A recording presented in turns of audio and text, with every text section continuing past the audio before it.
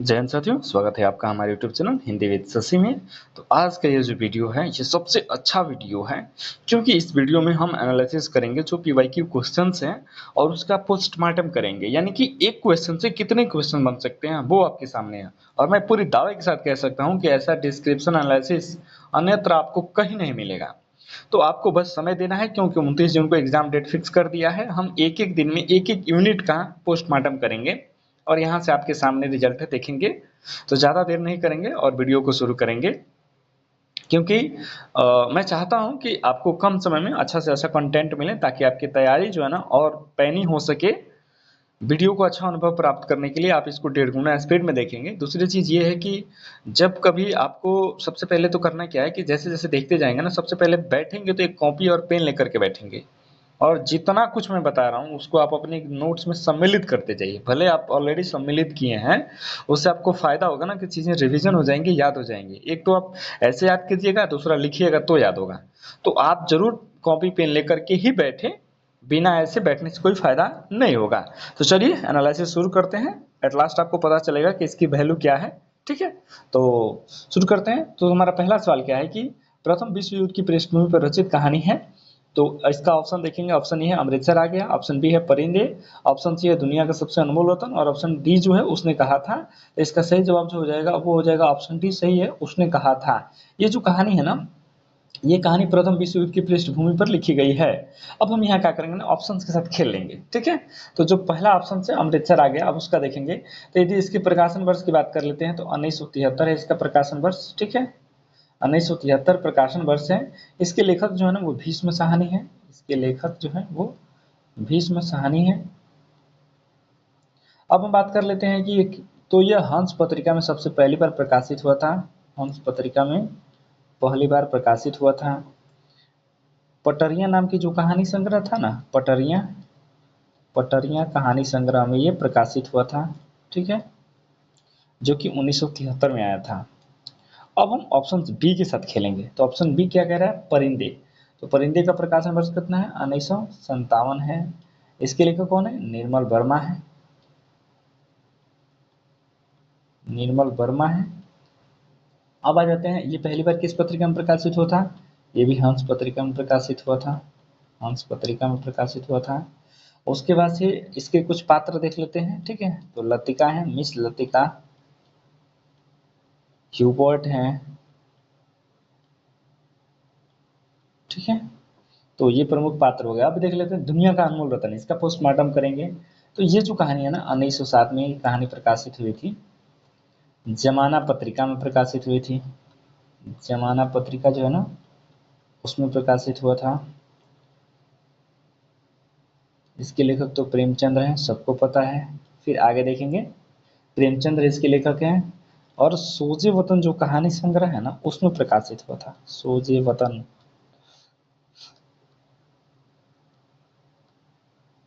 सोजे वतन जो कहानी संग्रह है उसमें प्रकाशित हुआ था। अंग्रेजों के द्वारा इसको जब्त कर लिया गया था। ठीक है, उसके बाद से प्रेमचंद्र के नाम से वो कहानी लिखना शुरू कर दिए थे। ठीक है, अब दुनिया के अनमोल वतन में ना एक चीज इंपॉर्टेंट है वो जोड़ लेंगे। कौन सी तीन चीजें जो इंपॉर्टेंट थी, तो पहला क्या था, सती की चिता का राख, जो पहले लेके आया था। सती की चिता की राख। दूसरा चीज क्या लेके आया था वो दूसरा चीज लेके आया था पवित्र आंसू। और तीसरा चीज क्या लेके आया था, तीसरा चीज वो लेके आया था एक जो सैनिक था ना जो मरने वाला था, सैनिक के लहू का अंतिम कतरा लेके आया था। सैनिक की लहू का अंतिम कतरा लेके आया था। अंतिम कतरा। ठीक है, तो इस तरह से अब थोड़ा सा एक चीज यहाँ छूट गया था कि उसने कहा था का थोड़ा सा पोस्टमार्टम कर लेते हैं। ठीक है, तो उसने कहा था ये जो कहानी है, ये देखेंगे यहाँ से, यहाँ पर उसने कहा था कहानी का पोस्टमार्टम कर लेते हैं। ठीक है, तो उसने कहा था सबसे पहले 1915 में प्रकाशित हुआ था। ठीक है, और ये भी किस पत्रिका में प्रकाशित हुआ था, सरस्वती पत्रिका में ही प्रकाशित हुआ था। सरस्वती पत्रिका में प्रकाशित हुआ था। सरस्वती पत्रिका में प्रकाशित हुआ था। इसके लेखक कौन है, गुलेरी जी हैं, चंद्रधर शर्मा गुलेरी इसके लेखक हैं। उसके बाद बात कर लेते हैं, ये किस पे है, फ्लैशबैक पद्धति पर आधारित है। फ्लैश बैक पद्धति पर, यानी पूर्व दीप्ति पद्धति जिसको बोलते हैं, फ्लैशबैक पद्धति पर आधारित है। इसमें क्या होता है कि आदमी को याद आता है पुरानी बात और उस आधार पर इस कहानी को कह दिया गया है। तो इस तरह से पहला क्वेश्चन से जितने भी इंपॉर्टेंट बन सकते हैं वो आपके सामने है और आपको आइडिया लग गया होगा कि ये इंपॉर्टेंट कितना होने वाला है। और इस तरह का ऑप्शंस के साथ खेलना डिस्क्रिप्शन पूरे यूट्यूब पर कहीं नहीं मिलेगा। अब देखते हैं अगला क्वेश्चन, और अगला क्वेश्चन आप यहाँ से देखेंगे। दूसरा क्वेश्चन जो आपके सामने है वो यहाँ से देखेंगे। दूसरा क्वेश्चन कह रहा है कि भोला राम का जीव कहानी के विषय हैं, यानी कि भोला राम का जो जीव है ना, उस कहानी का मुख्य विषय क्या है। तो भ्रष्टाचार की पक्षधरता। तो इसमें पक्षधरता नहीं है, यानी कि पक्ष कोई नहीं पकड़ रहा है, ठीक है, बल्कि इसमें क्या है, उसका अनावरण किया गया है, यानी कि भ्रष्टाचार को दिखाया गया है। तो इसमें बी सही है, भ्रष्टाचार का अनावरण है। इसमें क्या है, सदाचरण का निषेध, यानी सदाचरण अपनाओगे तो उसको मना किया गया, नहीं ऐसा इसमें कोई बात चला ही नहीं है। डी कह रहा है सरकारी कार्यालयों में व्याप्त रिश्वतखोरी की अभिव्यक्ति, बिल्कुल यही है, क्योंकि भोला राम जो मर जाते हैं, चपरासी रहते हैं, तो उनका जीव जो है पेंशन के लिए फाइलों के बीच में जाकर के छिप जाता है। इस तरह से इसमें सरकारी कार्यालयों में व्याप्त भ्रष्टाचार का ही इसमें वर्णन है। तो इसमें ए और डी सही हो जाएगा, और ए और डी सही देखेंगे तो किस ऑप्शन में है, तो ए और डी, अच्छा ए और डी किसी ऑप्शन में नहीं बन रहे हैं, ठीक है। तो हमारा इसका सही जवाब होगा, देख लेते हैं, क्योंकि उसमें तो लिखा ही होगा ना, सॉरी ए और डी नहीं, बी और डी, क्योंकि हाँ ये बी होगा ना, तो बी और डी हम देखते हैं पहला में ही है, तो हमारा सही जवाब क्या हो जाएगा, बी हो जाएगा। अब हम क्या करेंगे ना कि इसमें अगला सवाल देखेंगे, क्योंकि इसमें तो कोई ऑप्शन के साथ खेलने वाला है ही नहीं। अब हम यहाँ क्या करेंगे, 3 नंबर देखेंगे, और 3 नंबर क्वेश्चन आपके सामने है। 3 नंबर क्वेश्चन आप यहाँ से देखेंगे, सूची 1 को सूची 2 से सम्मिलित करना है। अब यहाँ आते हैं, ठीक है, तो इसमें सूचित करना है। तो अगर हम मालती की बात कर लेते हैं, ठीक है, अगर मालती की बात कर लेते हैं, तो ये मालती जो है ना रोज कहानी में है, ठीक है, मालती है, टीटी है, ठीक है, मालती रोज में। और वजीरा सिंह की बात कर लेते हैं, तो वजीरा सिंह किस में है, ये स्वयं उसी कहानी में है, उसने कहा था में है, उसने कहा था, ठीक है। उसके बाद अगर बात कर लेते हैं बुद्धगुप्त, बुद्धगुप्त जो है ना वो आकाशदीप कहानी में है, आकाशदीप का पात्र है, ठीक है, आकाशदीप। अब हम बात कर लेते हैं लाल मोहर का, तो जो लाल मोहर है, ठीक है, ये लाल मोहर जो है वो, लाल मोहर जो है ना वो तीसरी कसम में है, तीसरी कसम में है, ठीक है, तीसरी कसम है। अब इसके हिसाब से आपको ये पूरी तरह से याद होना चाहिए। अब हम क्या करेंगे ना, यहाँ थोड़ा पोस्टमार्टम कर लेते हैं, अलग अलग आकाशदीप का कर लेते हैं, ठीक है। तो सबसे पहले आकाशदीप जो है, आकाशदीप का अगर प्रकाशन वर्ष की बात कर लेते हैं तो 1929 है, ठीक है, तो इसको यहीं शामिल कर लेते हैं, आकाशदीप, आकाशदीप जो है, ठीक है, इसका प्रकाशन वर्ष कब है, 1929 है, ठीक है। इसके लेखक जयशंकर प्रसाद हैं, जयशंकर प्रसाद हैं। इसके प्रमुख पात्र देख लेंगे, तो प्रमुख पात्र में कौन है, बुद्धगुप्त है, बुद्धगुप्त है, जया है, उसके बाद से खुद चंपा भी है, चंपा है, उसके बाद से मणिभद्र है, मणिभद्र है, ठीक है। तो ये रहा आकाशदीप की कुछ इंपोर्टेंट फैक्ट्स जो इनसे जुड़ा हुआ है। अब हम यहाँ पे तीसरी कसम के लिए देखेंगे, थोड़ा सा स्पेस बना लूँ मैं। अब यहाँ से ना तीसरी कसम के बारे में डिटेल्स देख लेंगे। तो तीसरी कसम जो है, तीसरी कसम के बारे में देख लेंगे। तीसरी कसम का प्रकाशन वर्ष जो है ना 1956 है, तीसरी कसम 1956 में प्रकाशित हुआ था, ठीक है। ये अपरंपरा में आया था, अपरंपरा कहानी संग्रह जो है ना, अपरंपरा कहानी संग्रह में आया था, कहानी संग्रह में प्रकाशित हुआ था। उसके बाद से देखेंगे इसके लेखक कौन है, फणीश्वर नाथ रेणु है, फणीश्वर नाथ रेणु है। अगर बात कर लेते हैं इसके प्रमुख पात्रों को, तो प्रमुख पात्र में देख लेंगे, हीरामन है, हीरामन है, हीराबाई है, धुन्नी राम है, पलटदास है, लहसनवा है, लहसनवा है, ये सब प्रमुख पात्र हैं, इनको याद रखने की आवश्यकता है। ठीक है, अब हम यहाँ क्या करेंगे, अगला ऑप्शन देख लेंगे। उसने कहा था इसका पोस्टमार्टम कर लेंगे, तो इसने इसका तो ऊपर कर ही लिए थे, 1915 में प्रकाशित हुआ था। ठीक है, तो इसको यहाँ करने की आवश्यकता नहीं है। अब हम बात कर लेते हैं गैंग्रीन का या जरोज का। तो ये 1937 में प्रकाशित हुआ था, 1937 में प्रकाशित हुआ था। ठीक है, इसके लेखक जो है ना अज्ञेय हैं। ठीक है, इसके लेखक अज्ञेय हैं। हम बात कर लेते हैं, तो यह जयदोल कहानी संग्रह में प्रकाशित हुआ था, जयदोल कहानी संग्रह में प्रकाशित हुआ था, कहानी संग्रह में प्रकाशित हुआ था।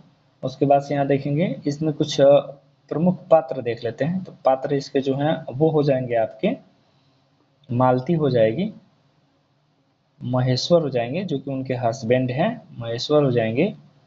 एक टीटी है जो कि उनका एक बेटा है छोटा सा, एक टीटी हो जाएगा। उसके बाद से लेखक है जो उसको दोस्त मानते हैं और उसके घर जाते हैं और उसकी स्थिति को देखते हैं। तो इस तरह से इतने सवाल इस टॉपिक से बन सकते थे।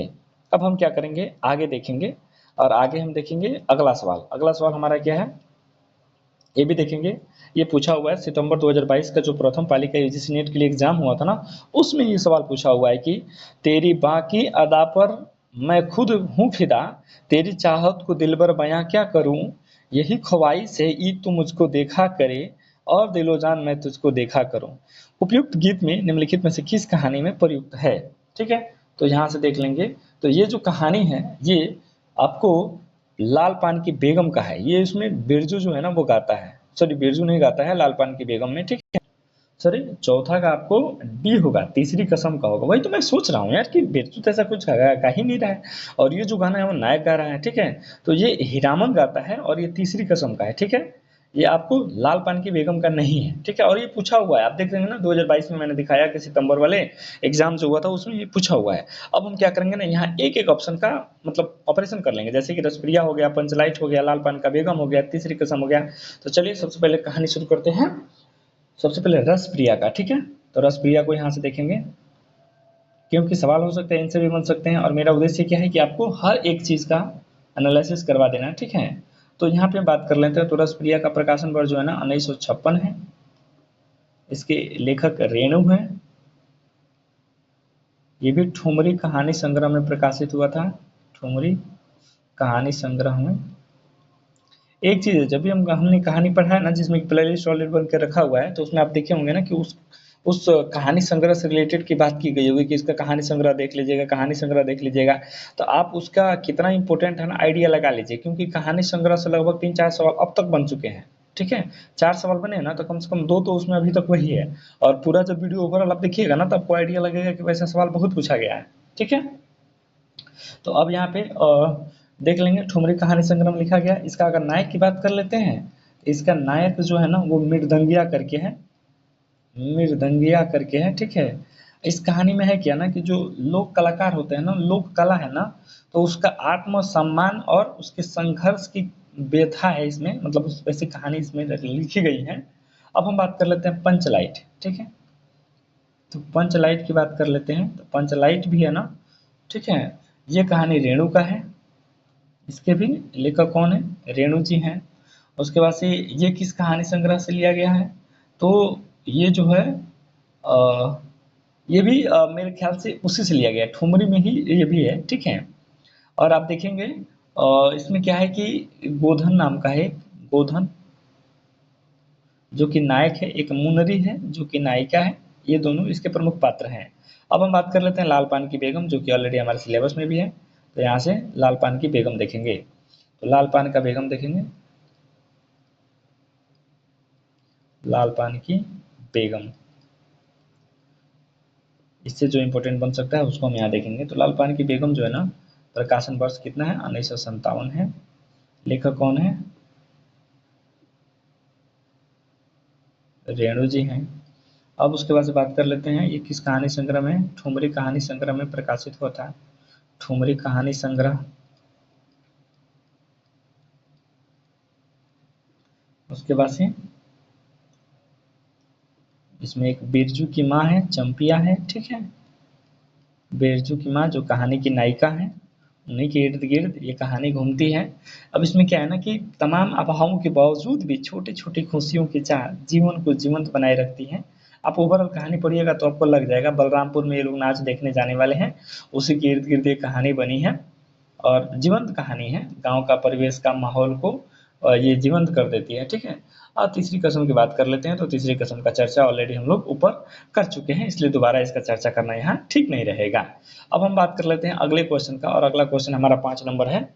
देखेंगे 5 नंबर क्वेश्चन है जो कि सितंबर 2022 के प्रथम पाली वाले एग्जाम में पूछा गया था। इसमें कह रहा है कि परिंदे कहानी के पात्र हैं। ऑप्शन देख लेंगे, पहले डॉक्टर मुखर्जी, बी कह रहा है ह्यूबर्ट, तीसरा कह रहा है सामनाथ, चौथा कह रहा है लतिका। ठीक है। तो इसमें सामनाथ नहीं होगा, क्योंकि सामनाथ जो है ना चीफ की दावत के हैं, बाकी 3 जो है ना वो परिंदे के हैं। ठीक है। तो ए, बी और डी, तो इसमें दो दो के ऑप्शन दिए हैं, तो इसमें ये ऑप्शन से होगा, सॉरी हाँ, डॉक्टर मुखर्जी, ह्यूबर्ट और लतिका, ये बी डी। ठीक है। तो इसका सही जवाब ये हो जाएगा। अब क्या करेंगे ना, यहाँ भी थोड़ा हम ऑप्शन से खेल लेते हैं। ठीक है। तो ऑप्शन में अगर हम बात कर लेते हैं सामनाथ की, तो चीफ की दावत जो है ना, चीफ की दावत, तो इसका जो प्रकाशन वर्ष है ना 1956 है। भीष्म सहानी इसके लेखक हैं, भीष्म सहानी इसके लेखक हैं। ठीक है। अब हम बात कर लेते हैं परिंदे का। ठीक है। तो परिंदे का प्रकाशन वर्ष क्या है, 1958 है। परिंदे 1958 है। ठीक है। उसके बाद से देख लेंगे ये क्या है, इसमें अकेलेपन, टूटते हुए रिश्ते इत्यादि का मतलब वर्णन है, कहानी उसी पे आधारित है। अब हम बात कर लेते हैं छठा क्वेश्चन का, और छठा क्वेश्चन यहाँ से देखेंगे, तीसरी कसम कहानी के पात्र हैं रमपतिया, चुरमुनिया, धोनीराम, पलटदास। ठीक है। तो इसका सही जवाब जो हो जाएगा वो हो जाएगा धोनीराम और पलटदास, जो कि ऊपर ऑलरेडी हम लोग चर्चा भी किए थे। ठीक है। तो इसका सी और डी हो जाएगा। देखते हैं सी और डी ऑप्शन में है क्या, तो सी और डी आपको डी में है, तो इसका सही जवाब क्या हो जाएगा, डी हो जाएगा। अब आते हैं जरा थोड़ा सा ऑप्शंस के साथ खेल लेते हैं, तो ऑप्शंस के साथ, लेकिन इसमें ऑप्शंस तो है ही नहीं। फिर आगे बढ़ते हैं 7वां क्वेश्चन, और 7वां क्वेश्चन आप यहाँ से देखेंगे, प्रकाशन की दृष्टि से सही अनुक्रम है। ठीक है। अग्निखोर, पिंजरा, नीलम देश की राजकन्या, जयदुल। ठीक है। तो सबसे पहले एक एक करके देख लेते हैं, उसके बाद देखेंगे। तो अग्निखोर की अगर बात कर लेते हैं तो 1973 में प्रकाशित हुआ था। इसके लेखक कौन है, रेणु है। ठीक है। अगर पिंजरा की बात कर लेते हैं तो ये 1944 में प्रकाशित हुआ था। ठीक है। और इसके लेखक उपेंद्र नाथ अशक हैं, अशक हैं। ठीक है। ये याद रखना है आपको। नीलम देश की राजकन्या की बात कर लेते हैं तो इसका प्रकाशन वर्ष जो था 1933 में हुआ था। इसके लेखक जो है वो जैनेन्द्र है। ठीक है। जैनेन्द्र है। अगर जयदुल की बात कर लेते हैं तो जयदुल जो है 1951 में प्रकाशित हुआ था। ठीक है। और इसके लेखक कौन है, अज्ञेय है। ठीक है। ये बहुत इंपॉर्टेंट है, कई बार एग्जाम में पूछा गया, आपके सामने है, देख सकते हैं। अब हमें क्रम लगाना था प्रकाशन वर्ष की दृष्टि से, तो सबसे पहले 1933 वाला आएगा, यानी कि नीलम देश की राजकन्या 1 नंबर पर रहेगा। ठीक है। नीलम देश की राजकन्या 1 पर रहेगा, राजकन्या। उसके बाद से हम बात कर लेते हैं 1933 के बाद से देखेंगे तो 1944 होगा, यानी कि पिंजरा होगा, पिंजरा होगा। तो पिंजरा कितना पर है, पिंजरा आपको बी पर है, नीलम देश की राजकन्या सी है। ठीक है। अब हम आगे देखेंगे, उसके बाद 1951 हो जाएगा, ए हो जाएगा, सॉरी डी हो जाएगा। उसके बाद अग्निखोर जो है ए 1973, ये लास्ट में होगा। तो देखेंगे सी बी डी ए, तो सी बी डी किधर है, C B D A option B में है, तो हमारा सही जवाब क्या हो जाएगा, बी हो जाएगा। अब हम बात कर लेते हैं यहाँ पे 8 नंबर क्वेश्चन, और 8 नंबर क्वेश्चन आपके सामने है, देखेंगे बंशीधर निम्नलिखित में से किस कहानी के प्रमुख पात्र हैं। ऑप्शन देखेंगे, उसने कहा था, बी कहेंगे दुलाई वाला, सी है गैंग्रीन, और डी क्या है, अपना अपना भाग्य। ठीक है। तो बंशीधर तो है, सबको पता है, ये दुलाई वाली कहानी के प्रमुख पात्रों में से एक है। ठीक है। अब यहाँ हम क्या करेंगे ना, ऑप्शंस के साथ खेल लेंगे, क्योंकि ऑप्शंस के साथ खेले बिना तो मजा आएगा। इस क्रम में सबसे पहले क्या है, हमारा ऑप्शन ए क्या है, उसने कहा था। अब इसका जरा देख लेते हैं, उसने कहा था का पोस्टमार्टम ऑलरेडी वहाँ हमने एक बार किया भी था, बट अब यहाँ एक बार और देख लेते हैं। ठीक है। तो नहीं, ऑलरेडी किए हुए हैं, इसलिए इसको हम यहाँ सम्मिलित नहीं कर रहे हैं। ठीक है। अब हम बात कर लेंगे दुलाई वाली की, तो दुलाई वाली जो है ना, इसका प्रकाशन वर्ष जो है 1907 है, 1907 है। जमाना पत्रिका में प्रकाशित हुआ था, सॉरी सरस्वती पत्रिका में प्रकाशित हुआ था, सरस्वती पत्रिका में प्रकाशित हुआ था,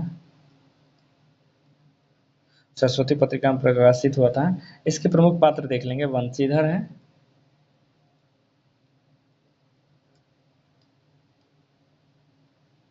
बंग महिला इसके लेखक हैं।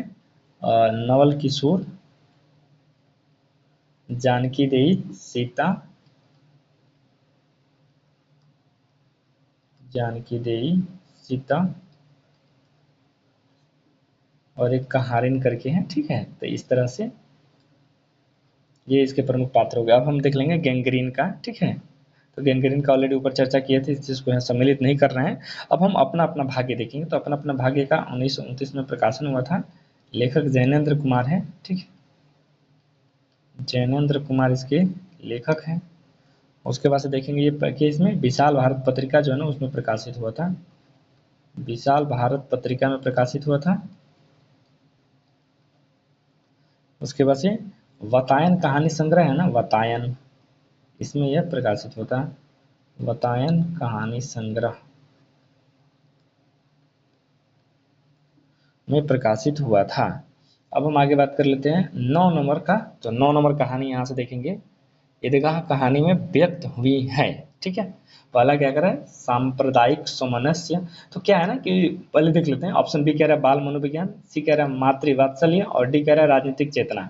तो ऑप्शन देखेंगे तो सांप्रदायिक सामंजस्य, इसका तो कहीं बात ही नहीं, क्योंकि यह मुस्लिम आधारित कहानी है, तो इसमें संप्रदाय का एकजुटता की कोई बात ही नहीं है। बाल मनोविज्ञान, ये तो बाल मनोविज्ञान प्रधान कहानी ही है, तो ये तो सही है। मातृवात्सल्य भी बिल्कुल है इसमें, ये भी सही है। राजनीतिक चेतना नहीं है, यानी कि हमारा क्या हो जाएगा, बी और सी हो जाएगा। तो सही ऑप्शन देख लेते हैं इधर, बी और सी कहीं दिया है, तो दिया है डी में, तो हमारा सही जवाब क्या हो जाएगा, डी हो जाएगा 9 नंबर का।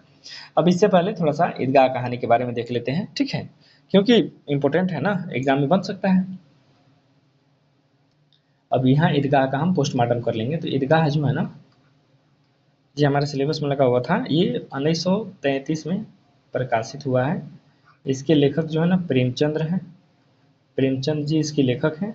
ये चांद पत्रिका में प्रकाशित हुआ था, ठीक है। चांद पत्रिका में आपको याद रखना होगा ना, तो आप इस तरह से भी याद रख सकते हैं, बिना चांद देखे ईदगाह नहीं हो सकता है, यानी ईद नहीं बन सकती है, ठीक है। अब इसमें क्या है ना कि सवाल बना हुआ, तो इसको भी देख लेंगे। जो हामिद है ना, हामिद, इसको 3 पैसे मिले थे और ये क्या खरीदता है, चिमटा खरीदता है, चिमटा खरीदता है। फिर आगे देखेंगे, मोहसिन को 15 पैसे मिलते हैं, मोहसिन को 15 पैसे मिलते हैं और ये क्या खरीदता है, 15 पैसे भिश्ती खरीदता है, ठीक है। उसके बाद से अगला क्या है, महमूद है। मैंने तो ऐसे याद किया कि महमूद सिपाही, ठीक है, मोहसिन भिश्ती, ऐसे आप याद कर लीजिएगा। उसके बाद से समी जो है ना खंजड़ी खरीदता है, समी खंजड़ी खरीदता है। अब एक चीज और यहाँ इस रिलेटेड चीज देख लेंगे, ठीक है। यह बाल मनोविज्ञान पर आधारित कहानी है। तो ये रहा ईदगाह का पोस्टमार्टम। अब हम अगला देखेंगे। अगला हमारा 10 नंबर सवाल है। 10 नंबर सवाल क्या कह रहा है, यहाँ से देखेंगे। जगपति की बीमारी और बेरोजगारी से उपजी आर्थिक मजबूरियों से त्रस्त पत्नी चंदा की कहानी है। ऑप्शन ए है राजा निर्वंशिया, ऑप्शन बी है नीली झील, ऑप्शन सी है सफेद तितलियां, डी है सीने का दर्द। तो इसका सही जवाब हो जाएगा राजा निर्वंशिया, ठीक है। ऑप्शन ए इसका सही जवाब हो जाएगा, क्योंकि जगपति की बीमारी का कथा कहानी किसमें है, तो राजा निर्वंशिया में है। अब हम यहाँ जरा राजा निर्वंशिया के पोस्टमार्टम कर लेंगे। तो इसका अगर प्रकाशन वर्ष की बात कर लेते हैं, तो प्रकाशन वर्ष इसका क्या है, 1957 है, 1957 है। अगर हम बात कर लेते हैं इसके लेखक का, तो लेखक कौन है, कमलेश्वर है। यदि हम बात कर लेते हैं इसके प्रमुख पात्रों को, क्योंकि प्रमुख पात्र पूछे जाते हैं एग्जाम में, सवाल इससे भी बन सकता है। प्रमुख पात्र में कौन है, तो एक खुद जगपति है, ठीक है। एक कौन है, चंदा है, ये दोनों पति पत्नी हैं। एक बच्चन सिंह है जो कि कंपाउंडर है, बच्चन सिंह कंपाउंडर है, ये इंपॉर्टेंट है, अक्सर पूछा जाता है एग्जाम में, ठीक है। उसके बाद से एक रानी है, वो रानी क्या बोलते हैं, जिसकी कहानी साथ साथ चलती है ना, वो रानी है। और इसमें एक और क्या है, जमुना सोनार है, जमुना सोनार का एक जगह जिक्र आया है, ठीक है। मुख्य रूप से तो इम्पोर्टेंट नहीं है, बट इतना आया है। तो ये हमारा हो गया इससे रिलेटेड। अब हम बात कर लेते हैं अगला। अगला 11 नंबर क्वेश्चन है, देखेंगे। राजा निर्वंशिया कहानी के पात्र हैं ऑप्शन है महेश पांडे, बी है बच्चन सिंह, सी है सरदार लाल, डी है जगपति। ठीक है, तो इसका आपको मालूम है बच्चन सिंह, ऊपर मैंने चर्चा भी किया था, और डी क्या जगपति, यानी कि बी और डी इसके सही जवाब होंगे, और बी और डी किसमें है, बी में है। तो हमारा 11 का सही जवाब क्या हो जाएगा, पी हो जाएगा। अब हम 11 में देख लेंगे, क्योंकि ऊपर तो ऑलरेडी इसका डिस्कशन किया है, इसलिए यहाँ करना उचित नहीं रहेगा। अब हम यहाँ देखेंगे 12 नंबर। 12 नंबर में क्या कह रहा है कि इसमें मिलान करना है। ठीक है, तो दुनिया का सबसे अनमोल रत्न जो है ना, इसमें देश प्रेम से रिलेटेड कहानी है। ठीक है, तो दुनिया का सबसे अनमोल रत्न, तो एक का क्या हो जाएगा, 4 हो जाएगा। ठीक है, अमृतसर आ गया। ठीक है, तो अमृतसर में क्या है, देश विभाजन है, क्योंकि देश विभाजन के बाद ही तो वो दंगा हो रहा था। तो अगर हम बी की बात कर लेते हैं, तो बी का क्या हो जाएगा, 3 हो जाएगा। अब चीफ की दावत में क्या कर लेंगे, वृद्धों की उपेक्षा है, तो सी का 1 हो जाएगा। उसके बाद से देखेंगे पिता, तो पिता में क्या है, ज्ञानरंजन के द्वारा लिखी गई है, पुरानी और नई पीढ़ी का द्वंद्व है, तो इसमें क्या हो जाएगा, D2 हो जाएगा। ठीक है, अब यहाँ से देखेंगे कि इसका सही जवाब क्या होगा, ऑप्शन में देख लेते हैं। ठीक है, तो ABCD दिया हुआ है 4 3 1 2, तो 4 3 1 2 देखेंगे, तो ये हमारा पहला में ही दिया हुआ है, तो हमारा सही जवाब क्या हो जाएगा, पहला हो जाएगा। अब हम जरा देख लेते हैं ऑप्शंस के साथ, क्योंकि इसमें और क्या क्या सवाल बन सकते हैं। तो दुनिया का सबसे अनमोल रत्न की बात कर लेते हैं, तो देश प्रेम से आधारित कहानी है, और इसका प्रकाशन वर्ष कब है, 1907 है। अमृतसर आ गया की बात कर लेते हैं। ठीक है, तो ये 1973 में लिखी गई थी। ठीक है, पटोरियों कहानी संग्रह में शामिल है, जबकि इसका लेखक जो है भीष्म साहनी है। चीफ की दावत की बात कर लेते हैं, तो चीफ की दावत जो है 1957 में प्रकाशित हुआ था, और पहला पाठ जो है ना, उसी कहानी संग्रह से ये लिया गया है। इसके भी लेखक की बात कर लेते हैं, तो ये भीष्म साहनी ही है। ठीक है, चीफ की दावत के लेखक कौन है, तो भीष्म साहनी है। अब हम बात कर लेते हैं पिता, तो पिता के लेखक कौन है, ज्ञान रंजन है। ठीक है, ज्ञान रंजन है। अगर हम पिता की बात कर लेते हैं, तो पिता का प्रकाशन वर्ष क्या है, प्रकाशन वर्ष जो है, प्रकाशन वर्ष जो है ना 1932 है। ठीक है, और इसमें क्या है कि नई और पुरानी पीढ़ी जो है ना, उसके बीच द्वंद्व का चित्रण है। अब हम बात कर लेते हैं अगला क्वेश्चन, और अगला क्वेश्चन यहाँ पे 13 नंबर है। देखेंगे प्रकाशन वर्ष की दृष्टि से सही अनुक्रम है, आकाशदीप, तर्क का तूफान, तर्क और तूफान, इंद्रजाल, पाजेब। सबसे पहले एक ही करके देख लेते हैं कि इसका प्रकाशन वर्ष कब हुआ था, ताकि इससे अपने को आइडिया लगेगा। उसके बाद से हम ऑप्शंस तो मिलाते रहेंगे, ऑप्शंस मिलाना कोई बड़ी बात नहीं है, बस इसका डिस्क्रिप्शन देखना अनिवार्य है। तो आकाशदीप की बात कर लेते हैं, और एक क्वेश्चन को पूछा गया था सितंबर 2022 में द्वितीय पाली के एग्जाम जो हुआ था, उसमें ये क्वेश्चन बना है। तो आकाशदीप की अगर बात कर लेते हैं, तो आकाशदीप जो है 1928 में प्रकाशित हुआ था। इसके लेखक जयशंकर प्रसाद है, जयशंकर प्रसाद है। अगर बात कर लेते हैं तर्क और तूफान का, तो तर्क और तूफान जो है 1944 में प्रकाशित हुआ था। इसके लेखक कौन है, यशपाल हैं। जितनी भी क्वेश्चन बन सकते हैं ना, सब मैं आपके लिए बना रहा हूँ। मैं चाहता तो केवल इसका यहाँ ईयर बता के निकल सकता था, लेकिन इसका लेखक बताने का मकसद सिर्फ इतना है कि इसकी डिस्क्रिप्शन में आपको ज़्यादा से ज़्यादा जानकारी प्राप्त हो, क्योंकि मैं चाहता हूँ कि एक वीडियो देखें तो आपको लगे कि हाँ कुछ कंटेंट हमारे पास आया, इसकी उपयोगिता समझ में आई, और आपके लिए कितना लाभकारी है ये आप खुद तय कीजिएगा, ये मैं तय करने वाला नहीं होता हूँ। ठीक है, और आपको लगेगा कि ऐसा एनालिसिस किसी अन्य ने करवाया है या नहीं करवाया है, क्योंकि एग्जाम के समय में जितना ज़्यादा रिवीजन कीजिएगा वही आपका होने वाला है। इंद्रजाल की अगर बात कर लेते हैं, तो इंद्रजाल जो है 1936 में, इसके भी जयशंकर प्रसाद है, जयशंकर प्रसाद है। उसके बाद से पाजीब की बात कर लेते हैं, तो पाजीब क्या है 1942 है। ठीक है, और इसके लेखक कौन है, जैनेन्द्र कुमार है। ये इंपॉर्टेंट है, बहुत जगह एग्जाम में पूछा गया है, जैनेन्द्र कुमार हैं। अब हम क्या करेंगे, यहाँ से देखेंगे, तो हमारा सबसे पहले क्या हो जाएगा, ए हो जाएगा, उसके बाद से हो जाएगा सी हो जाएगा, उसके बाद से देखेंगे डी हो जाएगा, फिर क्या हो जाएगा, बी हो जाएगा, यानी ए सी डी बी। अब ऑप्शन देख लेते हैं कहाँ है ए सी डी बी। ठीक है, तो देखेंगे ए सी डी बी हमारा सी में मैच कर गया, तो इसका सही जवाब क्या हो जाएगा, वो सी हो जाएगा।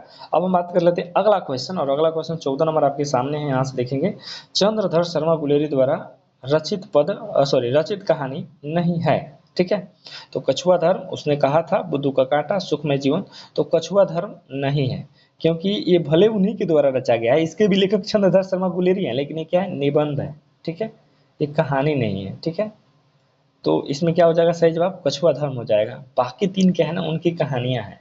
अब हम क्या करेंगे ना, यहाँ से थोड़ा सा इसके साथ खेल लेंगे। ठीक है, तो सुखमय जीवन जो है ना 1911 में प्रकाशन हुआ था। उसके बाद से अगर बुद्धू की कांटा की बात कर लेते हैं, तो 1914 में प्रकाशित हुआ था। उसके बाद से अगर उसने कहा था, ये कब प्रकाशित हुआ था, 1915 में प्रकाशित हुआ था। तो सबसे पहले देखेंगे ना, याद करने का तरीका देख लीजिए, सुख में जीवन सुख था, फिर क्या हो गया, कांटा लग गया, ठीक है। और ये बात किसने कहा, उसने कहा। तो जाकर के इस तरह से याद रख सकते हैं इसका क्रम, ठीक है। और एग्जाम की दृष्टि से इंपॉर्टेंट है, पूछा गया है। और सभी के लेखक कौन है, चंद्रधर शर्मा गुलेरी जी हैं, जिनका कहानी जो अपने सिलेबस में लगा हुआ है। अब यहाँ से देखेंगे ना, ईदगाह कहानी में मोहसिन मेले से कौन सा खिलौना खरीदता है। तो जो मोहसिन है वो भिश्ती खरीदता है, और ऑप्शन डी इसका सही जवाब हो जाएगा, भिश्ती। अब क्या करेंगे ना, यहाँ ऑप्शन के साथ खेलेंगे, क्योंकि बिना खेले तो आनंद आएगा नहीं, और सवाल कहीं से बन सकता है। तो ईदगाह की अगर बात कर लेते हैं ना, तो 1933 में प्रकाशित हुआ था चांद पत्रिका में। बिना चांद देखे ईद बन नहीं सकती है, ठीक है। लेखक प्रेमचंद्र है, लेखक प्रेमचंद्र है। अब हम यहाँ पे थोड़ा सा देख लेते हैं किसने क्या क्या खरीदा। तो ये क्या है ना, बाल मनोविज्ञान आधारित कहानी है, बाल मनोविज्ञान आधारित कहानी है।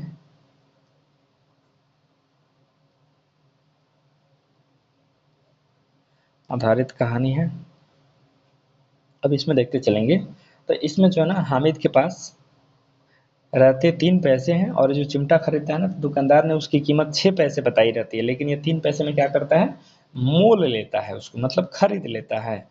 3 पैसे देखेंगे, और क्या करता है, चिमटा, इसका नाम क्या रखता है, रुस्तमे हिंद, ठीक है। क्या नाम सेलेक्ट किया प्रेमचंद्र ने। मोहसिन की बात कर लेते हैं। तो मोहसिन के पास टोटल पैसे होते हैं 15, 15 पैसे होते हैं, और ये क्या खरीदता है, भिश्ती खरीदता है। अब हम बात कर लेते हैं, अगला क्या है, महमूद। महमूद क्या होता है, सिपाही होता है, और इसके पास कितने पैसे होते हैं, 12 पैसे होते हैं। और ये क्या खरीदता है, महमूद सिपाही।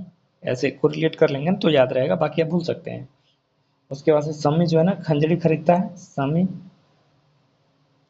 ये लड़की है, ये खरीदती है खंजरी, ठीक है। उसके बाद अगला क्या है, नूरे। और नूरे जो है ना, वकील खरीदता है, क्या खरीदता है, वकील। नूरे क्या खरीदता है, वकील खरीदता है। तो ये रहा एक नज़र में, एक शॉट में कुछ इंपॉर्टेंट कहानी से रिलेटेड फैक्ट्स जो कि एग्जाम में पूछे जाने की संभावना है। हो सकता है कि इस बार मान के चलो भिश्ती वाला पूछ लिया है, तो अगली बार सिपाही वाला पूछ ले, या खजरी वाला पूछ ले, या वकील वाला पूछ ले। तो हमें तैयार रहना पड़ेगा ना, और उसके लिए एनालिसिस करना आवश्यक था, ताकि आपका कोई सवाल छूट ना जाए। अब हम आगे देखेंगे, और आगे सवाल 16 नंबर है आपके सामने। किसी श्रीमान जमींदार के महल के पास एक गरीब अनाथ विधवा की झोपड़ी थी। जमींदार को अपने महल का हाता उस झोपड़ी तक बढ़ाने की इच्छा हुई। उपयुक्त पंक्तियां किस कहानी की प्रारंभिक पंक्तियां हैं। तो एक टोकरी भर मिट्टी की है, माधवराव सप्रे के द्वारा लिखी गई है, 1901 में प्रकाशित हुआ था, ठीक है। तो इसका ये देख लेंगे। अब हम क्या करेंगे ना, इसके पोस्टमार्टम करना जरूरी है, बिना पोस्टमार्टम का तो आनंद आएगा ही नहीं। तो ऑप्शन थोड़ा पास पास कर लेते हैं। तो ऑप्शंस में क्या क्या है, एक टोकरी भर मिट्टी है, ऑप्शन बी क्या है, पूस की रात है, ऑप्शन सी क्या है, संबदिया है, और डी क्या है, ठाकुर का कुआं है। तो हम एक टोकरी भर मिट्टी को देखेंगे। तो एक टोकरी भर मिट्टी जो है ना,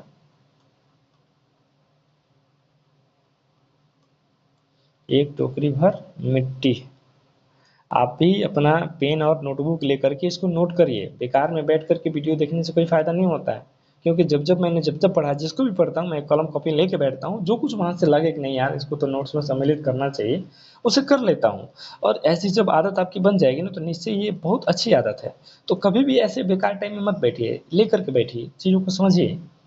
इसके लेखक कौन है, माधवराव सप्रे हैं। ये लास्ट टाइम एग्जाम में भी पूछा गया था, ठीक है। माधव राव सप्रे हैं। अगर बात कर लेते हैं, तो ये किसमें, छत्तीसगढ़ मित्र पत्रिका, ठीक है, छत्तीसगढ़ मित्र पत्रिका, ठीक है। इसके संपादक विषय में माधवराव सप्रे ही थे। इसी पत्रिका में पहली बार कहानी छपी थी, एक टोकरी भर मिट्टी, ठीक है। तो इस तरह से इससे इंपॉर्टेंट फैक्ट इतना ही बन सकता था, जो कि चर्चा मैंने ऑलरेडी कर दिया। अब हम बात कर लेते हैं पूस की रात की। तो पूस की रात जो है ना, यहाँ से आप देखेंगे, ये इसका प्रकाशन वर्ष जो है ना, प्रकाशन वर्ष की अगर बात कर लेते हैं, प्रकाशन वर्ष पूस की रात का, तो प्रकाशन वर्ष क्या है, 1930 है। 1930 में प्रकाशित होता है। प्रेमचंद्र इसके लेखक है, प्रेमचंद्र इसके लेखक हैं। ये पहली बार ना माधुरी पत्रिका जो थी ना, उसमें प्रकाशित हुआ था, माधुरी पत्रिका में प्रकाशित हुआ था। उसके बाद से इसमें क्या करेंगे, एक हल्कू नाम के किसान का वर्णन है, हल्कू, ठीक है। नाम का किसान का वर्णन है कि जो जाड़े के दिनों में बिना कंबल का वो फसलों की रखवाली करता है और अंततः रात में एक बार नीलगाय सारी फसल चर जाती है। फिर वो इस बात से दुख नहीं होता है कि अब उसे खाने के लिए कुछ नहीं मिलेगा, बल्कि इस बात से खुश होता है कि रात भर जागना तो नहीं पड़ेगा ना ठंड में, और एक वो कंबल नहीं खरीद पाता है। इसमें एक कुत्ता है, उसका नाम है जबरा, उसका बहुत जिक्र मिलता है, ठीक है, क्योंकि जबरा के साथ ही वो रात गुजारता है। तो ये है पूस की रात कहानी का ओवरऑल आपके सामने सारांश। अब हम यहाँ देख लेंगे संबदिया। संबदिया कहानी जो है ना 1954 में इसका प्रकाशन वर्ष हुआ था। इसके लेखक जो है ना रेणु है। इसमें क्या है कि हर गोविंद नाम का लड़का है जो कि नायक है, ठीक है, और ये संबदिया है। संबदिया वो होता है जो संवाद पहुंचाता है, खबर पहुंचाता है, ठीक है। अब अगला क्या है, ठाकुर का कुआं। तो ठाकुर का कुआं की बात कर लेते हैं। तो 1932 में इसका प्रकाशन है। इसके लेखक जो है प्रेमचंद है, प्रेमचंद है। उसके बाद से प्रमुख पात्र में इसमें जोखू है, जो कि इस कहानी का नायक है, जोखू। और क्या है, गंगी करके उसकी पत्नी है, जो कोई इसमें बीमार हो जाता है और गंगी उसको साफ पानी तक नहीं पिला पाती है, क्योंकि उसके कुएं का पानी साफ नहीं है और डॉक्टर ने उसको साफ पानी पीने के लिए कहा है, और साफ पानी उधर ठाकुर के कुएं में रहता है जो कि पी नहीं पाता है और अंततः उसकी मृत्यु हो जाती है। इस कहानी में छुआछूत, जात पात, इस सब चीजों के बारे में प्रेमचंद्र ने तीखे वर्णन किए हैं। 17 नंबर क्वेश्चन की अगर बात कर लेते हैं तो यहाँ देखेंगे निर्मल वर्मा द्वारा रचित कहानी नहीं है। 17 नंबर आप सवाल देखेंगे, निर्मल वर्मा द्वारा रचित कहानी नहीं है। ऑप्शंस देख लेते हैं, अंधेरे में, दूसरी दुनिया, तीसरा पिछले गर्मियों में, और डी है बादलों के घेरे में। तो इसका सही जवाब हो जाएगा, वो हो जाएगा डी ऑप्शन, बादलों के घेरे में। ये निर्मल वर्मा के द्वारा रचित नहीं है, ये कृष्णा सोबती के द्वारा रचा गया है। कृष्णा सोबती इसके लेखक हैं। अब जरा ऑप्शंस के साथ खेल लेते हैं, क्योंकि ऑप्शंस के साथ तो खेलना पड़ेगा। अब अंधेरे में की बात कर लेते हैं। तो इसका 1958 प्रकाशन वर्ष है, कब है, 1958 है। दूसरी दुनिया की बात कर लेते हैं तो इसका 1978 है, 1978 है। पिछली गर्मियों की अगर बात कर लेते हैं तो इसका 1968 है, ठीक है, 1968 है। अगर बादलों के घेरे की बात कर लेते हैं तो बादलों के घेरे जो है 1980 में कृष्णा सोबती के द्वारा प्रकाशित हुआ था, ठीक है। तो इसका सही जवाब डी हो जाएगा। अब हम बात कर लेते हैं 18 नंबर क्वेश्चन। 18 नंबर क्वेश्चन आपके सामने है, आकाशदीप कहानी के वर्ण्य विषय हैं। ऑप्शन कह रहा है आत्मसमर्पण, बी कह रहा है पिता की हत्या का प्रतिशोध, सी कह रहा है प्रच्छन्न प्रेम, डी कह रहा है पुरुष की निरंकुशता। तो इसमें क्या है, पिता की हत्या का प्रतिशोध बिल्कुल है, और इसमें क्या है प्रच्छन्न प्रेम, यानी कि बी और सी। और देखेंगे बी और सी केवल ए में है, तो 18 का सही जवाब क्या हो जाएगा, ए हो जाएगा। क्योंकि उसमें उसको पता रहता है कि इसने मेरे पिता की हत्या की है और उससे वो बदला लेना चाहती है, और दोनों के बीच प्रेम रहता है, लेकिन वो प्रेम छिपा हुआ है, प्रच्छन्न प्रेम है, ठीक है, स्पष्ट उसका बाहर नहीं आता है। इस तरह से ये इंपोर्टेंट सवाल इनसे बन सकता है। अब हम 19 नंबर क्वेश्चन देखेंगे। 19 नंबर क्वेश्चन आपके सामने है, सोचे वतन संग्रह की कहानियां हैं, ठीक है। पहला कहानी क्या कह रहा है कि यही मेरा वतन है, आहुति, सी कह रहा है संसारिक प्रेम और देश प्रेम, डी कह रहा है जुलूस, ठीक है। तो यही मेरा वतन है, ये भी इसमें शामिल है, आहुति नहीं है, संसारिक प्रेम और देश प्रेम ये दोनों शामिल है, तो ए और सी इसका सही जवाब हो जाएगा। तो देखेंगे ए और सी कहाँ दिया है, सी में दिया है, तो हमारा सही जवाब क्या हो जाएगा, सी हो जाएगा। अब जरा देख लेते हैं इससे जुड़ा कोई फैक्ट जो कि हमारे एग्जाम में बन सकता है, ठीक है। तो देखेंगे सोजे वतन। तो सोजे वतन जो है ना, इसका प्रकाशन वर्ष 1907 हुआ था। सोजे वतन, सोजे वतन जो है ना, ये कहानी संग्रह है प्रेमचंद्र का, इसका प्रकाशन वर्ष जो है 1907 में हुआ था। अगर बात कर लेते हैं इसके लेखक के, तो लेखक कौन है, प्रेमचंद्र है। इसमें 4 कहानियां हैं, टोटल कितनी कहानियां हैं, 4 कहानियां हैं इसमें। पहली कहानी कौन सी है, तो पहला कहानी है दुनिया का सबसे अनमोल रतन। और पता है ये प्रेमचंद्र की पहली कहानी संग्रह है, इसी को तो अंग्रेजों ने जब्त किया था। दुनिया का सबसे अनमोल रतन है, सबसे अनमोल रतन है। दूसरी कहानी कौन सी है, शेख मखमूर।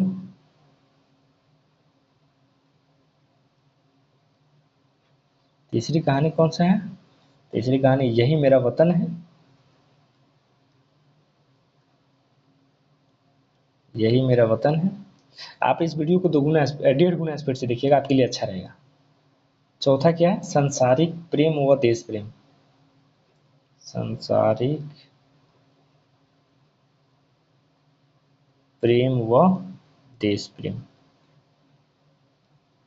ठीक है। तो ये 4 कहानियां सोजे वतन से रिलेटेड है, ठीक है, जो कि उस कहानी संग्रह में सम्मिलित है और ये एग्जाम में पूछा भी गया है। आप यहाँ से देख सकते हैं, इसी को अंग्रेजों ने जब्त भी कर लिया था। उसके बाद से प्रेमचंद्र जो है प्रेमचंद्र के नाम से लिखना शुरू किया। इसके पहले वो नवाब राय के नाम से लिखा करते थे।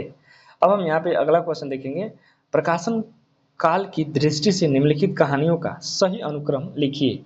ये क्वेश्चन नंबर अगला शुरू हो रहा है। तो यहाँ पे क्या है, अगला अगला जो भी देखते हैं, तो सबसे पहले हम दुलाई वाली को देख लेते हैं, ठीक है। तो दुलाई वाली की बात कर लेते हैं। दुलाई वाली बंग महिला इसके लेखक हैं, ठीक है। इसका प्रकाशन वर्ष क्या है, 1907 है। इसके लेखक कौन है, बंग महिला है, राजेंद्र बाला घोष। बंग महिला की उपाधि इनको आचार्य शुक्ल के द्वारा दिया गया था। ये इनसे जुड़े कुछ फैक्ट हैं। उसके बाद से अगर आंधी की बात कर लेते हैं, तो आंधी का प्रकाशन वर्ष जो है 1931 है और इसके लेखक कौन है, जयशंकर प्रसाद है। जयशंकर प्रसाद है। अब हम बात कर लेते हैं पाजेब। पाजेब के लेखक की बात कर लेते हैं, तो 1942 में इसका प्रकाशन हुआ था और इसके लेखक कौन है, जैनेन्द्र कुमार है।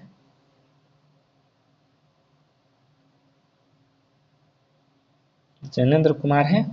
यारों के यार की बात कर लेते हैं, यारों के यार, तो इसके लेखक कौन है, 1968 में इसका प्रकाशन हुआ था और इसके लेखक कौन है, कृष्णा सोबती हैं।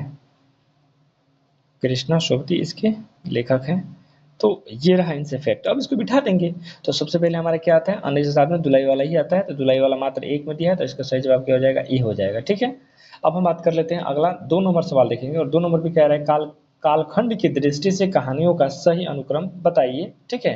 अब कह रहा उसने कहा था, इसको भी यहाँ लिख लेते हैं, उससे फायदा रहेगा ना, आपको नोट्स बनाने में आसानी रहेगा। उसने कहा था 1915 में हुआ था, ठीक है। चंद्र शर्मा गुलेरी इसके लेखक हैं। 1915 में हुआ था, ठीक है।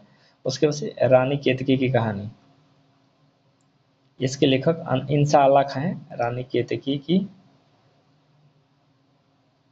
कहानी और इसका प्रकाशन वर्ष आई थिंक 1803 है। 1800 में ये कहानी लिखी गई थी, ठीक है।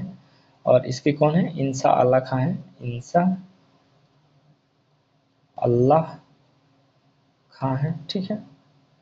अगला कहानी हमारा क्या है, रानी केतकी के पास तिरछ है। तिरछ के लेखक जो है ना उदय प्रकाश हैं। लेकिन उससे पहले ये देखेंगे तिरछ का प्रकाशन वर्ष कब है। तो इसका प्रकाशन वर्ष 1984 है, ठीक है। इसके लेखक कौन है, उदय प्रकाश है। उदय प्रकाश है, ठीक है। उसके बाद से अगला हमारा क्या था, एक शरणागत करके है, ठीक है। शरणागत, शरणागत के लेखक जो है वृंदालाल वर्मा है और इसका प्रकाशन वर्ष क्या है, 1955 है। इसके लेखक कौन है, वृंदावन लाल वर्मा। वृंदावन लाल वर्मा। अब हम यहाँ से इसका क्रम लगाएंगे।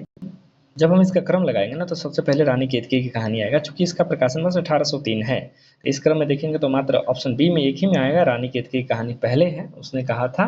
फिर 1915 है, उसके बाद शरणागत 1955 है, फिर तिरछ 1984 है। तो इसका सही जवाब हमारा क्या हो जाएगा, बी हो जाएगा। अब हम अगला सवाल देखेंगे। अगला सवाल हमारा तीसरा, चूंकि वो क्रम खत्म करके फिर मैंने दूसरा क्रम शुरू किया है। कहानी एवं कहानीकारों को सुमेलित करना है, ठीक है। तो यहाँ पे देखेंगे तो जैसे हम यहाँ देख रहे हैं सदगति, तो सदगति के प्रेमचंद्र हैं, सबको पता है। उसके बाद से पाजेब की बात कर लेते हैं, तो जैनेन्द्र कुमार हैं, ठीक है। तो सदगति के प्रेमचंद्र हैं, यानी कि ए का 3 और डी का 2। तो देखेंगे A3D2 यानी कि ए का 3 ए रहा D2 यानी डी में मैच कर गया। तो सही जवाब हमारा क्या हो जाएगा, डी हो जाएगा। उससे पहले आपको नोट्स के लिए एक चीज़ यहाँ थोड़ा सा मेंशन कर दें ताकि आसान हो जाएगा आपके लिए। तो सबसे पहले हम सदगति को लिखते हैं, सदगति। तो सदगति का प्रकाशन वर्ष कब हुआ था, 1930 में हुआ था। 1930 में हुआ था। प्रेमचंद इसके लेखक हैं। अब हम अगला देख लेते हैं बिसाती। बिसाती का 1936 है। बिसाती 1936 है और इसका प्रकाशन और सॉरी इसके लेखक कौन है, जयशंकर प्रसाद हैं। जयशंकर प्रसाद हैं। अगला फिर यहाँ से देखेंगे हम दो बाकी। दो बाकी की बात कर लेते हैं, तो 1941 इसके कौन है, भगवती चरण वर्मा है। भगवती चरण वर्मा है। उसके बाद से पाजेब देख लेंगे 1942।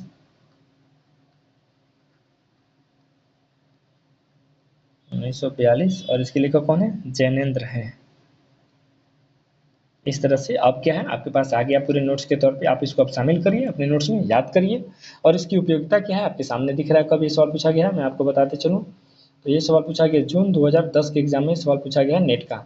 ठीक है, आज सिलेबस चेंज हुआ नहीं है, इसलिए आपको इसको याद तो रखना पड़ेगा। अब हम यहाँ देखेंगे चौथा नंबर कह रहा है कि इसमें नई कहानी आंदोलन की कौन नहीं है। ठीक है, तो ज्ञान रंजन नहीं है। ठीक है, बाकी तीनों लोग को क्या माना जाता है? नई कहानी आंदोलन के प्रवर्तक माना जाता है, जिसमें कमलेश्वर, राजेंद्र और मोहन राकेश तीनों शामिल हैं। अब हम अगला देखेंगे। अगला नंबर सवाल है जो 4 से 5 नंबर सवाल आप यहाँ से देखेंगे। निम्नलिखित कहानियों के कालानुसार सही अनुक्रम लिखें। ठीक है, तो अब इसमें क्या करेंगे ना, पहले उसने कहा था, वापसी, तिरिच, कफन। तो सबसे पहले एक यहाँ बना लेते हैं डिस्क्रिप्शन टाइप का, उसके बाद से हम खुद आंसर निकाल लेंगे। तो उसने कहा था 1915 में, ये तो याद ही हो गया होगा, इतना बार बार ये पूछा जा रहा है ना, तो इससे इसकी महत्ता को आप देख लेंगे कितना महत्वपूर्ण है ये। 1915 में। ठीक है, और कौन है? गुलेरी जी इसके लेखक हैं, गुलेरी जी। उसके बाद से वापसी की अगर बात कर लेते हैं, वापसी, तो इसका प्रकाशन वर्ष जो है ना 1960 है, और इसके लेखक कौन है? उषा प्रियंवदा है। उषा प्रियंवदा इसकी लेखिका है, प्रियंवदा। उसके बाद से हम बात कर लेते हैं तिरिच। ठीक है, तिरिच जो है ना 1984 में प्रकाशित हुआ था, और इसके लेखक कौन है? उदय प्रकाश है। ऑलरेडी वहाँ हमने चर्चा किया भी था इसके पिछले सवाल में ही, उदय प्रकाश हो जाएंगे। फिर उसके बाद से कफन की बात कर लेते हैं, तो 1936 प्रेमचंद्र, कफन 1936, और कौन है? प्रेमचंद्र है। इस तरह से ये 4 हो गए। अब देखेंगे सबसे पहले किसकी रचना हुई है, तो उसने कहा था का हुआ, क्योंकि ये 1915 है, तो उसने कहा था मात्र, हाँ, एक इसमें भी है, एक इसमें भी है, बाकी ये दोनों खत्म हो गए। अब अगला देखेंगे 1915 के बाद से 1936 आता है कफन, तो कफन इसमें आ गया, जबकि यहाँ कफन नहीं है, तो ये भी नहीं होगा, तो हमारा सही जवाब क्या हो जाएगा? डी हो जाएगा। अब हम 6 नंबर क्वेश्चन देख लेंगे। 6 नंबर क्वेश्चन यहाँ से देखिए, निम्नलिखित कहानीकारों को उनकी कहानियों के साथ सम्मिलित करना है। ठीक है, तो अब सबसे पहले यहाँ देखेंगे, जैसे कि अगर मैं बात कर लूँ, एक मिनट, यहाँ देखेंगे उषा प्रियवदा का, तो इसका वापसी है जो कि 1960 में प्रकाशित हुआ था। ठीक है, अब देखेंगे ए का 2 किस में दिया है। ठीक है, थोड़ा नीचे आकर के ऑप्शन देख लेते हैं। ए का 2, तो ए का 2 जो है वो 2 में दिया है, इसमें दिया है और इसमें दिया है, तो बी और सॉरी ए और सी तो खत्म हो गए। अब नीचे आके देख लेते हैं। ठीक है, तो अमरकांत दिया है क्या? अमरकांत। ठीक है, तो अमरकांत यहाँ से देखेंगे, एक मिनट, एक बार और यहाँ से देख लेते हैं। तो अमरकांत जो है ना वो दोपहर का भोजन, यानी कि बी का 3, तो बी का 3 देख लेते हैं। अब ऑप्शंस में तो किधर गया जी? बी का 3, तो आप यहाँ देखेंगे बी का 3, यानी कि हमारा सही जवाब क्या हो जाएगा? डी हो जाएगा। ठीक है, तो इस तरह से हम यहाँ से देख सकते हैं। फिर अगला बात कर लेते हैं। अगला सवाल हमारा क्या है? 7 नंबर। 7 नंबर कह रहा है निम्नलिखित में कौन सा कहानीकार जो ग्रामीण चेतना का नहीं है? ठीक है, ऑप्शन में क्या है? मार्कंडेय, ऑप्शन बी विवेकी राय, ऑप्शन सी शिव प्रसाद सिंह, और डी क्या? निर्मल वर्मा। इसका सही जवाब हो जाएगा डी, निर्मल वर्मा। निर्मल वर्मा जो है ना वो ग्रामीण परिवेश में नहीं लिखते। ठीक है, अब हम बात कर लेते हैं 8 नंबर क्वेश्चन, और 8 नंबर क्वेश्चन आपके सामने यहाँ है। 8 नंबर यहाँ से देखेंगे, यहाँ से देखेंगे, और इसमें कह रहा है 11 वर्ष का समय। तो ये जो कहानी है ना ये 1903 में प्रकाशित हुआ था। ठीक है, और इसके लेखक कौन है? रामचंद्र शुक्ल हैं। ये याद रखना बहुत इंपॉर्टेंट है, क्योंकि उनकी अगर कोई कहानी है ना तो वो इंपॉर्टेंट तो बनता है। तो इसके लेखक कौन है? रामचंद्र शुक्ल हैं। दुलाई वाली की बात कर लेते हैं, तो इसका प्रकाशन वर्ष 1907 में हुआ था, और इसके लेखक बंग महिला है। ठीक है, राजेंद्र बाला घोष। अब हम अगला देखेंगे ग्राम, तो ग्राम की बात कर लेते हैं, तो ये जयशंकर प्रसाद की पहली कहानी है, जयशंकर प्रसाद की पहली कहानी है। उसके बाद से इसका देख लेते हैं कि कब हुआ था, तो 1911 में ये पहली बार प्रकाशित हुआ था। उसके बाद से रानी केतकी की कहानी, तो इंसा अल्लाह खां है, और ये 1803 में प्रकाशित हुआ था, इंसा अल्लाह खां। और ये कब प्रकाशित हुआ था? 1803 में। अब इसमें क्या करना है? मिलान करना है। तो आप देखेंगे 11 वर्ष का समय, ये जो है किधर गया जी? ए का 4 होगा। उसके बाद से आप देखेंगे रानी केतकी की कहानी डी का 5 होगा, तो ए का 4 और डी का 5 देख लेंगे किस में है, तो ए का 4 और डी का 5 आपका बी में है, तो सही जवाब इसका बी हो जाएगा। ये तो आसान था यहाँ से। ठीक है, अब हम बात कर लेते हैं 9 नंबर क्वेश्चन। 9 नंबर क्वेश्चन आपके सामने है, निम्नलिखित कहानीकारों को उनकी कहानियों के साथ सम्मिलित कीजिए। ठीक है, तो यहाँ देखेंगे चंद्र शर्मा गुलेरी है, रामचंद्र शुक्ल है, यशपाल है, अमरकांत है, पर्दा है, बुधू का कांटा है, दोपहर का भोजन है, 11 वर्ष का समय है। तो यहाँ पे हम देखेंगे 11 वर्ष का समय जो है वो रामचंद्र शुक्ल का है, यानी कि बी का 4 ऑलरेडी अभी हम चर्चा किए भी थे, ठीक है। उसके बाद चंद्र शर्मा गुलेरी की बात कर लेते हैं, तो 1 मिनट, पर्दा जो है यशपाल का है। यहाँ देखेंगे जो चंद्र शर्मा गुलेरी है उनका बुधू का कांटा है, जो कि 1914 में प्रकाशित हुआ था, हमने चर्चा ऊपर किया था। उसके बाद यशपाल की बात कर लेते हैं, तो पर्दा है, जो कि जिसका प्रकाशन वर्ष 1944 है, ठीक है। अमरकांत के बाद देख लेंगे तो दोपहर का भोजन, यानी कि डी का 3। तो इस तरह से हम नीचे देखेंगे कि हमारा क्या इंपॉर्टेंट हो सकता है। तो जैसे नीचे आते हैं डी का 3 में देखेंगे, तो डी का 3 में मात्र एक ऑप्शन में सी में है, तो हमारा सही जवाब क्या हो जाएगा, वो सी हो जाएगा। अब हम बात कर लेते हैं यहाँ से 10 नंबर क्वेश्चन, और 10 नंबर क्वेश्चन आपके सामने है। 10 नंबर क्वेश्चन आपके, अब यहाँ जरा ऑप्शंस देख लेंगे। तो पहला क्या कर रहा है, निर्मल वर्मा। तो निर्मल वर्मा की अगर हम देख लेते हैं, निर्मल वर्मा, ठीक है। तो इसका क्या है ना, इस ऑप्शंस के साथ देखेंगे ना, तो लंदन की एक रात इनकी प्रसिद्ध रचना है, लंदन की एक रात। उसके बाद से फिर क्या है, मार्कंडेय की अगर बात कर लेते हैं, मार्कंडेय, तो ये क्या है ना, हंसा जाई अकेला के लेखक हैं, हंसा जाई अकेला, ठीक है। और इसका प्रकाशन वर्ष कब है, हंसा जाई अकेला का, तो इसका प्रकाशन वर्ष 1957 है, 1957 है, ठीक है। अब यहाँ से देखेंगे शिव मूर्ति, ठीक है। तो अगर शिव मूर्ति की बात कर लेते हैं, तो शिव मूर्ति हो जाएंगे आपके, शिव मूर्ति हो जाएंगे, इसके हो जाएंगे शिव मूर्ति के कसाईवाड़ा के लेखक हैं, कसाईवाड़ा, कसाईवाड़ा के लेखक कौन है, शिव मूर्ति हैं। फिर हम यहाँ देखेंगे शेखर जोशी, ठीक है। तो शेखर जोशी क्या है, कोसी का घटवार के लेखक हैं, जो कि अपने सिलेबस में भी लगा है, कोसी का घटवार। इस तरह से अब इस चीज़ को आप अपने नोट्स में शामिल कर लीजिए, ताकि आपको एक जगह सारा कंटेंट मिल जाए। फिर अब आते हैं नीचे, और अगला क्वेश्चन हमारा है, अगला क्वेश्चन यहाँ देखेंगे, रचना काल की दृष्टि से निम्नलिखित कहानियों का सही अनुक्रम बताएं। और कहानी कौन सा है, बड़े भाई साहब, वापसी, डेफोडिल जल रहे हैं, पालगुमरा का स्कूटर। तो पहले यहाँ क्या करते हैं ना, सबको एक एक करके बिठा लेते हैं, फिर उसके बाद हम देखेंगे। तो बड़े भाई साहब की बात कर लेते हैं। तो बड़े भाई साहब जो है वो प्रेमचंद्र के द्वारा लिखा गया है, और ये कब का है, 1934 का है। वापसी 1915 है, सॉरी वापसी 1960 है, उषा प्रियंवदा का है, ठीक है। डेफोडिल जल रहे हैं 1978 है, ठीक है। और पालगुमरा का स्कूटर जो है ना 1997 में है। और पालगुमरा का स्कूटर के लेखक कौन है, तो इसके लेखक उदय प्रकाश हैं। ये इंपॉर्टेंट है, इसलिए इसको यहाँ जरा शामिल कर लीजिए, उदय प्रकाश हैं। और इसका प्रकाशन वर्ष कब है, 1997, 1997। अब हम क्या करने हैं, रचना काल की दृष्टि से इनका क्रम देखना है। तो इस क्रम में सबसे पहले कौन सा आएगा, तो 1934 ही आएगा, फिर 1960 आएगा, फिर 1978 आएगा, फिर 1997 आएगा। तो इस तरह से हमारा इसका सही जवाब क्या हो जाएगा, ए हो जाएगा, ठीक है। यानी कि 11 का हमारा सही जवाब क्या हो जाएगा, ए हो जाएगा। अब हम 12 नंबर यहाँ से देखेंगे। 12 नंबर कह रहा है कि निम्नलिखित कहानियों को उसके कहानीकारों के साथ सुमेलित कीजिए, ठीक है। तो कहानीकार को सुमेलित करना है, तो यहाँ देखेंगे, इसे थोड़ा सा और ऊपर तक कर लेते हैं, जिसके सब कुछ आ जाए। तो यहाँ देखेंगे लाल पानी की बेगम, तो इसके फरीश्वरनाथ रेणु है। लाल पानी की बेगम की बात कर लेते हैं, लाल पानी की बेगम, तो इसके कौन है, फरीश्वरनाथ रेणु जी हैं, ठीक है, रेणु जी हैं। एक औरत की जिंदगी की बात कर लेते हैं, एक औरत की जिंदगी, तो इसके लेखक कौन है, रामदरस मिश्र हैं, रामदरस मिश्र हैं। उसके बाद से हम लंदन की एक रात अभी ऊपर ही पढ़े थे, लंदन की एक रात जो है निर्मल वर्मा का है, निर्मल वर्मा इसके लेखक हैं।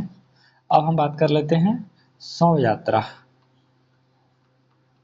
शव यात्रा जो है वो 2003 में आया था, जो कि ओम प्रकाश वाल्मीकि का था। ये दलित साहित्य के बहुत विख्यात लेखक हैं, ओम प्रकाश वाल्मीकि, ठीक है।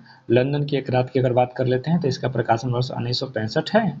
और एक और जिंदगी की बात कर लेते हैं, तो इसका 1997 है, ठीक है। अब यहाँ एक चीज देखिएगा, आपको मिलान करना था, ठीक है। तो अब हम देखते हैं लाल पानी की बेगम, फरीश्वरनाथ रेणु, यानी कि ए का 3, A3। उसके बाद एक औरत की जिंदगी है आपका रामदरस मिश्र का, यानी कि बी का रामदरस मिश्र किस में है, ए में है तो बी का 1। उसके बाद देखेंगे सी क्या, लंदन की एक रात, इसके लेखक नरमल वर्मा है तो C4।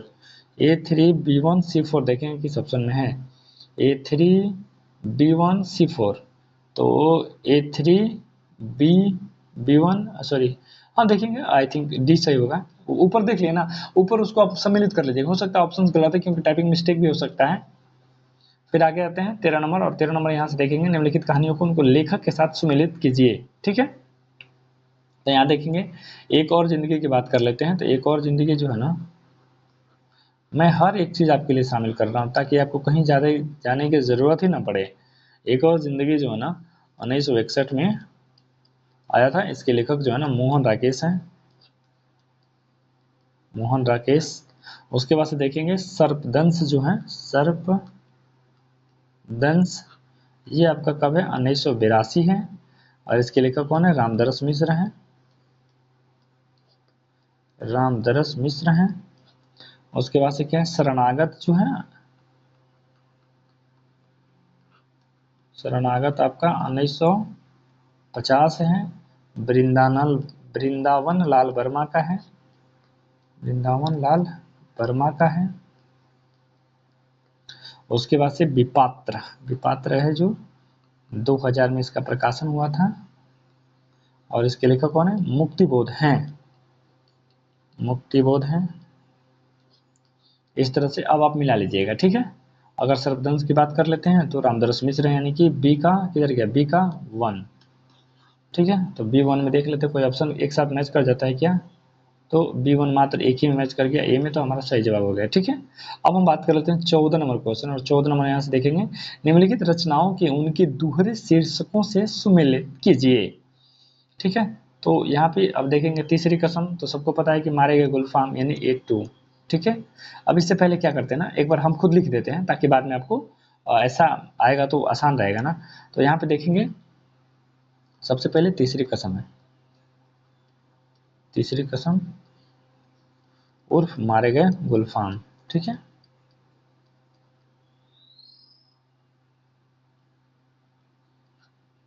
गुलफाम फार्म नहीं।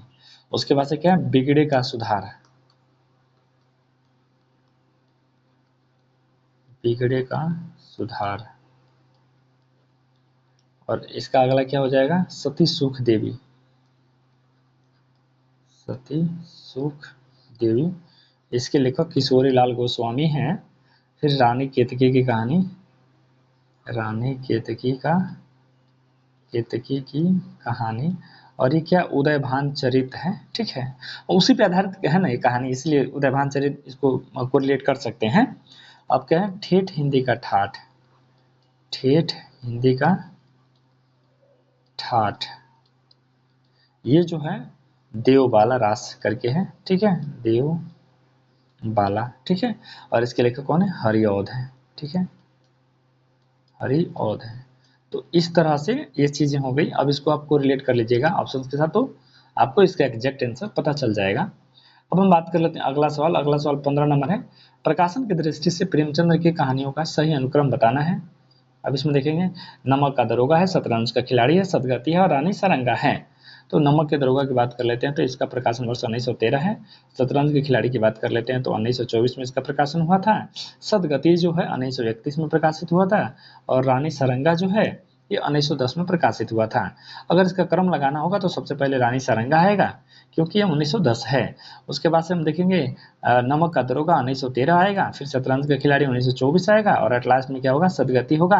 तो हमारा सही जवाब क्या हो जाएगा, सी हो जाएगा। आप यहाँ से इसको खुद देख लीजिए, ये नेट दिसंबर 2013 का जो एग्जाम होता है ना उसमें पूछा गया था। अब यहाँ देखेंगे 16 नंबर कह रहा है कि प्रकाशन के अनुसार निम्नलिखित कहानियों का सही अनुक्रम बताना है। बीच में क्या है, डिप्टी कलेक्टरी है, और वापसी है, फैंस के इधर उधर है, गदल है। तो डिप्टी कलेक्टरी की बात कर लेते हैं तो 1955 में इसका प्रकाशन हुआ था। वापसी की बात कर लेते हैं तो 1960 में इसका प्रकाशन हुआ था। फैंस के इधर उधर की बात कर लेते हैं तो 1968 में इसका प्रकाशन हुआ था। और गदल की बात कर लेते हैं तो गदल का तो कहीं नहीं मिलता है। ठीक है, अब यहाँ एक चीज देखेंगे, डिप्टी कलेक्टरी की बात कर लेते हैं तो इसके लेखक अमरकांत हैं, वापसी तो उषा प्रियंवदा है, फैंस के इधर उधर ज्ञान रंजन है, और गदल की कौन है, रांगे राघव है। ठीक है, ये रांगे राघव याद रखेंगे, हालांकि ये पुस्तक मेरे पास है भी, मैंने पढ़ा भी है, ठीक है।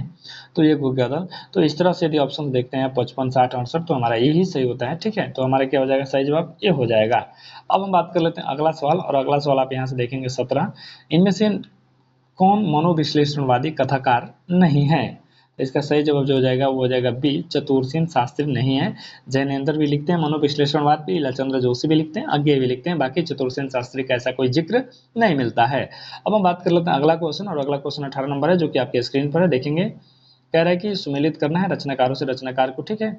थोड़ा सा छोटा कर लेते हैं ताकि पूरा का पूरा स्क्रीन पर आ जाए।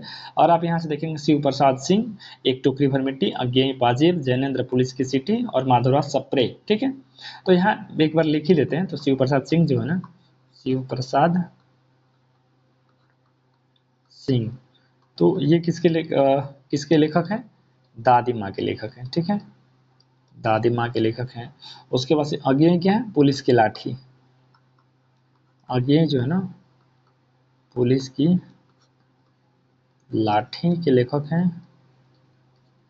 उसके बाद से जैनेंद्र पाजेब के हैं, जैनेंद्र तो सुबह से पाजेब पाजेब हम लोग पढ़ते आ रहे हैं, जैनेंद्र शुरू से ही, सुबह तो नहीं कहेंगे, पाजेब हैं। उसके बाद से माधवराव सप्रे, एक टोकरी भर मिट्टी आपके सामने है, माधवराव सप्रे, एक टोकरी भर मिट्टी।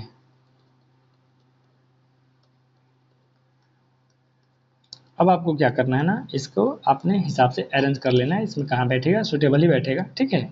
इस तरह से आज हमने भले क्वेश्चन वैसे तो 18 36 क्वेश्चन हमने देखा है, तो 36 क्वेश्चन छोड़ दीजिए, लेकिन 36 क्वेश्चन से कितने क्वेश्चन बन सकते हैं वो आपने देखा। इस तरह का मैं अलग अलग यूनिट के सभी यूनिट्स का वीडियो लेके आने वाला हूँ। कल मैं हो सकता है कि कहानी का अगला ही लेके आऊँ, या उपन्यास लेके आ जाऊँ, या निबंध लेके आ जाऊँ, या यूनिट 10 लेके आ जाऊँ, यूनिट 5 लेके आ जाऊँ, और सबका विद डिस्क्रिप्शन लेके आऊँगा, ताकि आपको कम समय में और एक शॉर्ट में एक वीडियो में जितने इंपॉर्टेंट क्वेश्चंस बन सकते हैं वो आपके सामने रहेगा। मिलेंगे इसी तरह किसी इन्फॉर्मेटिव वीडियो के साथ। अगर आपको कैसा लगा उसका फीडबैक जरूर दीजिए, कमेंट्स में बताइए, लिखिए, ताकि मैं क्या सुधार कर सकता हूँ, किस तरह का कंटेंट शामिल कर सकता हूँ, मुझे भी कुछ मोटिवेशन मिले। मिलेंगे अगले वीडियो में, तब तक के लिए धन्यवाद।